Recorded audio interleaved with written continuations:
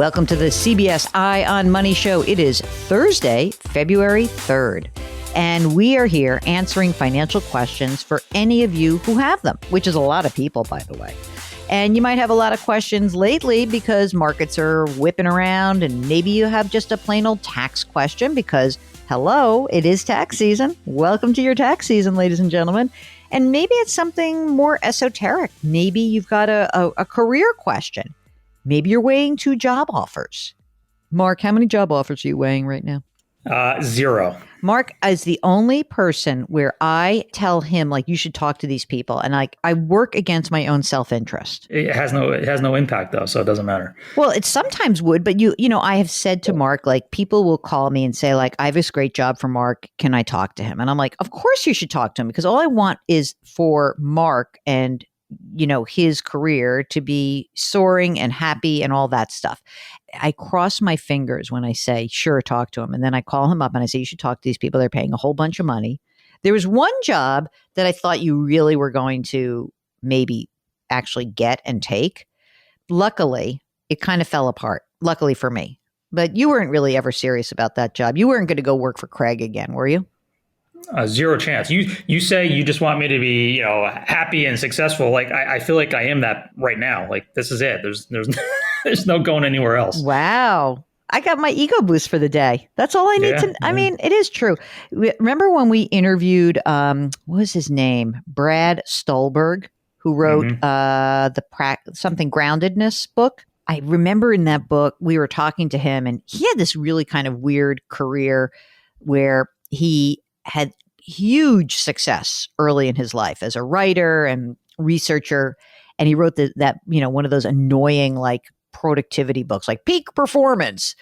And then what happened? He was diagnosed with a debilitating disorder. What was the disorder? It was OCD, right? Right. He had like a very severe OCD case. And then he said, had to figure out like how to get right.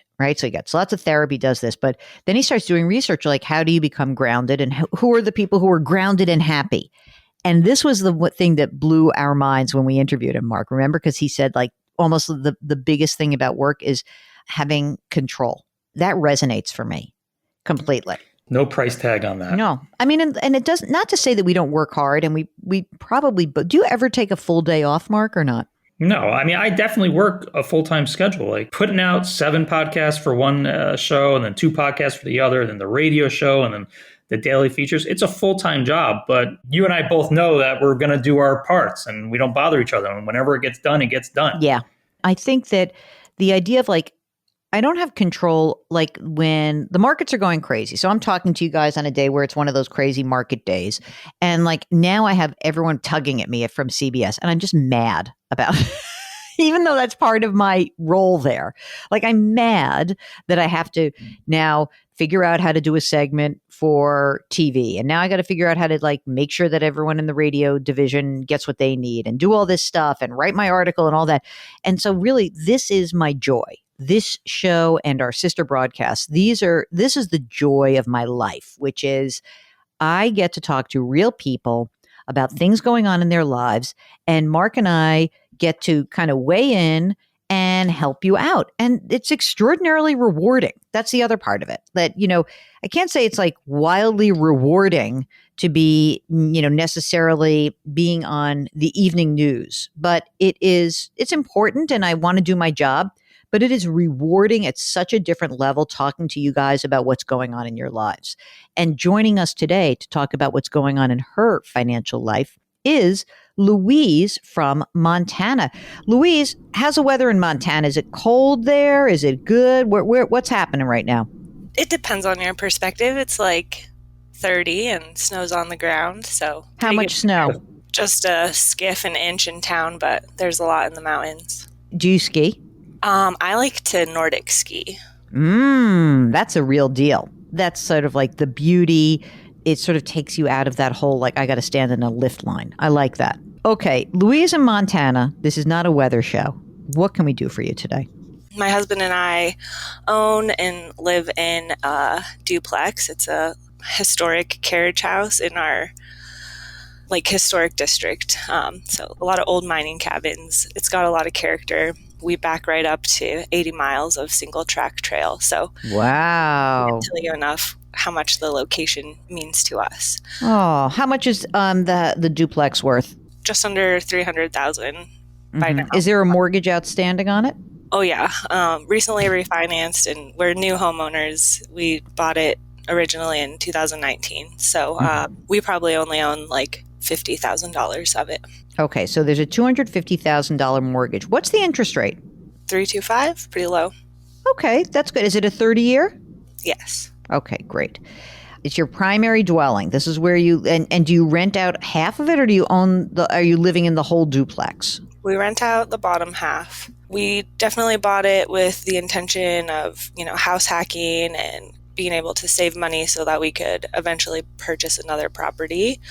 Like I said, we really like the location, and probably any other property in the same neighborhood is going to be another older house with lots of projects. So yeah, I mean, it's like the charm, but it's the reality of like, oh, we own an old house. I owned a historic house when I lived in New England.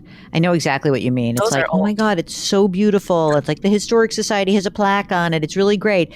And then it's like, ugh, to do anything, it's like such a pain in the ass, right? Like any work, and it's like nothing's sort of created with the modern day in mind, and that's sort of the charm, but it's a pain in the neck. I get that. How much rent do you receive from the bottom half of the duplex? $850, and to me, the whole mortgage plus like saving for maintenance and capital expenses is about $1,750. So it covers almost half. That's great. If you were going to rent out your half, your top half, also, would it be exactly the same, like that same 850, or would it be more or less? Do you live in like sort of the better part or the worst part of the house? It may be a little bit better, but we could probably rent out the whole place for definitely at least $2,000. Really? Because someone would want the whole thing. Well, the upstairs has access to a 2-car garage, and it's just a different layout with 2 bedrooms. Okay. All right. So if you wanted to, you could rent out the whole thing and it would cover your nut. And maybe you'd make a little bit of money also. Yes. Okay, got it. And how much do you guys earn as a living? Combined, probably like 110 or 120,000. My husband's an independent contractor, so we wind up expensing a lot. So we probably adjusted. Maybe it's more like 80,000. Okay. And then do you have a retirement plan that you're both using? Yes, I work for state government, and I learned recently preparing for this that I have a 401A, so it's like a pension. So I put in 8% of my paycheck. My employer matches 9%, but it ends up being some formula in the future. And you like it? You're going to stick around there? I like it here, yeah. Does your self-employed husband have a retirement plan? He has been less gung-ho about retirement than I have early in life, but probably 3 years ago, I set him up with a SEP IRA, and only this past year were we able to pretty much max that out. So hoping we can keep up on the trend of getting him into retirement savings. That's so that was great, though. That's really great. How much did he put in? What was the max amount? Like, what was that based on his income? Because it's like 25% of your compensation. It's limited to 58,000 or 50. I think it's 61 this year. So what did he put into the SEP? It's through Vanguard, so it tells me that the max is 6,000. Are you sure it's not just a Roth IRA or a regular IRA? I was pretty sure it was a SEP, but I'm also definitely sure the max is 6,000, at least according to Vanguard. Okay, so if it's 6,000, then it's either an IRA or a Roth IRA, because that's the magic number there. Okay, which is fine, which is great. If he's going to, if it's $6,000, it's 6,000 more than he was doing previously, right? Tell me how you guys are doing in general on your pension contribution, his retirement contribution, your income. You've got the money coming from the other half of the duplex. Like, how's your cash flow? It's pretty good. We have a lot of fun and like traveling and stuff. Well, that's great. So, I know you always ask about emergency savings. We probably only have about 2 months. So $6,000 for us. We want more. But we also have like pretty healthy like house emergency and car emergency. Okay. So you have like an emergency reserve fund, but then you have two other emergency reserve for you've like split out what the potential emergencies could be. Yeah, I'm kind of neurotic about savings categories. I have Okay, them so like wait a second. So if you add up all of the categories for me and just tell me what you have. that would be just shy of 20,000. Okay. And you said you spend about $3,000 a month? Yeah, so almost 7 months. Okay, that's good. That's really good. Okay, so now here's what I want to know from you. What's the core issue that drove you to write into us? Well, there's a couple scenarios where we could see not wanting to keep a tenant downstairs. If I were so fortunate to become pregnant, would be one, and using that space for family. And my husband obviously works from home, and yeah, you could redefine your space in a much different way if you had both sides, but then you lose your income. Yeah. Okay. Is there a scenario where you're like, number one, let's sell it and just buy a single family house, or number two, let's keep it and get something else and have $2,000 a month coming in? Yeah, I think long term that would be nice to set us up for. I guess my ideal scenario, we would have enough money to keep saving for that, but also be able to occupy both units and update the downstairs a little more. Mark, ask your questions. I think I asked a lot, so I'm going to let you jump in here. My main question was, if they lost the rental income, how comfortable would they be paying the whole monthly nut on their own? The amount of money that we save for our next property now is like the same as that rental income. So, that's one obvious place we could make up the difference, but then we're not working towards that longer term goal. Right. Tell us what you really want to do. Let's see if it's possible. What's your, give me your goal.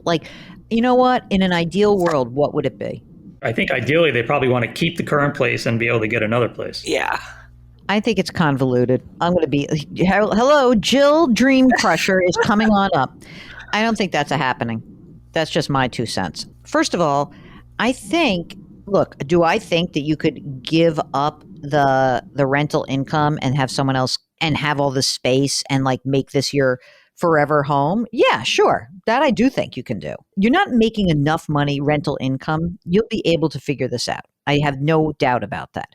Do I think you can hold on to this house and buy another house and collect the rent? I don't think that's going to be doable for you guys. You don't make enough money together unless you're you have a job where you're not going to kill it in the next year. But if your husband has a career where all of a sudden, instead of making 110 or 120 grand together, that you are making 250, yeah, I get it. You can do that. Based on the numbers today, I need that equity in your house, right? And so if you want to buy a new place, a single family house, then I think you got to sell the duplex, take the 50 grand of equity, roll it into the new place, start over. If it is that you really want this, you love your location with all the trails in the back and that's your heaven, then you can work towards getting rid of the renters, making that duplex, the whole place, yours. And it's quite affordable. You've got a cheap mortgage, so I don't think that's a problem. And I don't think the $850 a month is all that important. I really don't. I think you'll be able to make that up. So I think that's that to me would be the goal. But if you're ugh, I want different space. I'm sick of the old house thing. That charm thing, totally over it. Then you're going to sell it and you're going to roll the equity in and get something new. What do you think of that?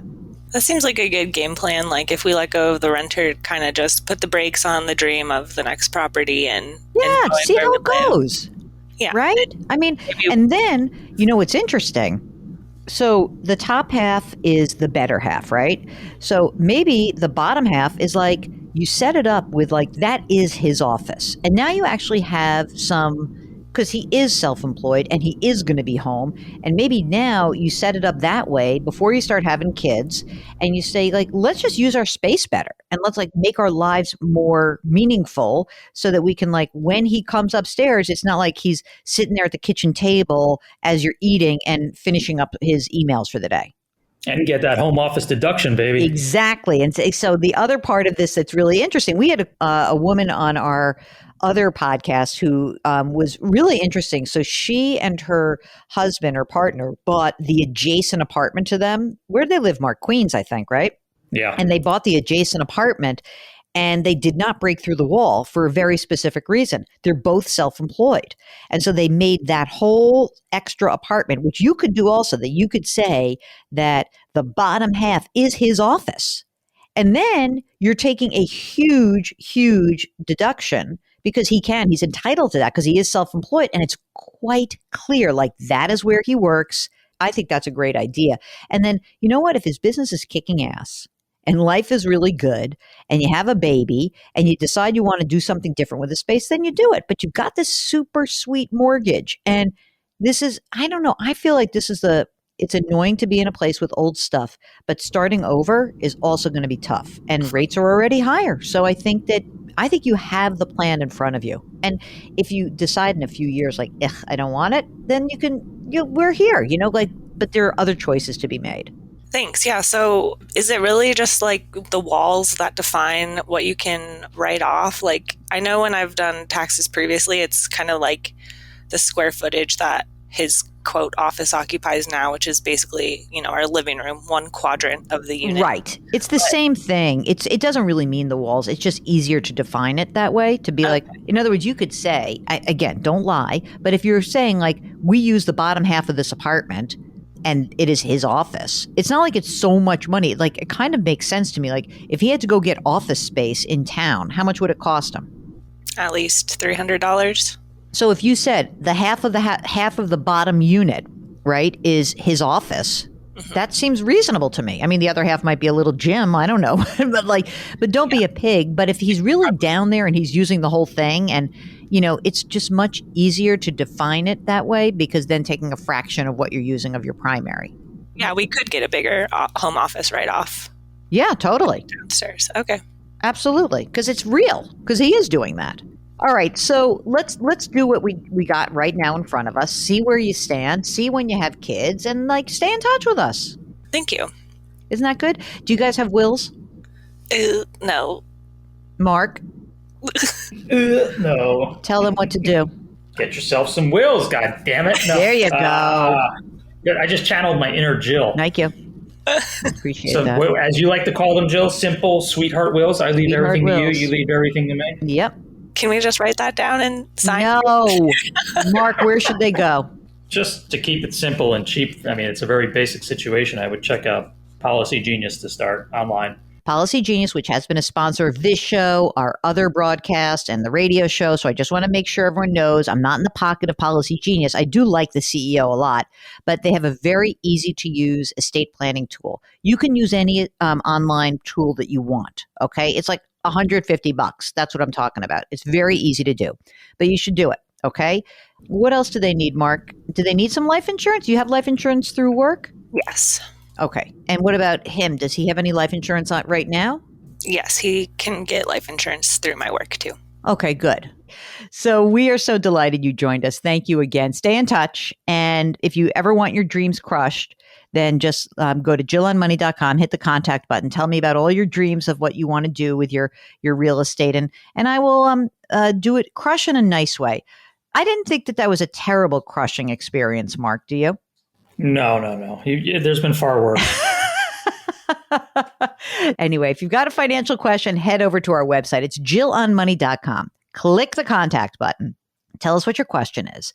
While you're there, you can do all sorts of things. Like what, Jill? Well, you might want to go to the blog area and click on that and check out how we've been writing extensively about tax season. You also may want to just listen to other podcasts. So we've got a whole bunch of stuff there in the podcast section. You can watch TV segments and the resources section, of course. Check out the About section so you can see my dog. Anyway, thank you so much for listening. We really do appreciate it. Mark Talercio is our co-host. He's the executive producer. He's the webmaster and the interior designer for the Jill on Money team. Do you like how I added that? That was from that other episode. We are distributed by Viacom CBS. We drop episodes every Tuesday and Thursday. And we would like to remind you to try to do something nice for someone else today. It really is helpful. It's like kind of good juju in the universe. And I'm not some woo-woo chick, but I really like this as an idea, doing something nice. And we appreciate when you do something nice for us. We are very appreciative for you listening and spending time with us. And remember that we've got a mantra here on the program. It's curiosity, compassion, community. Thank you for listening, and we'll talk to you next week.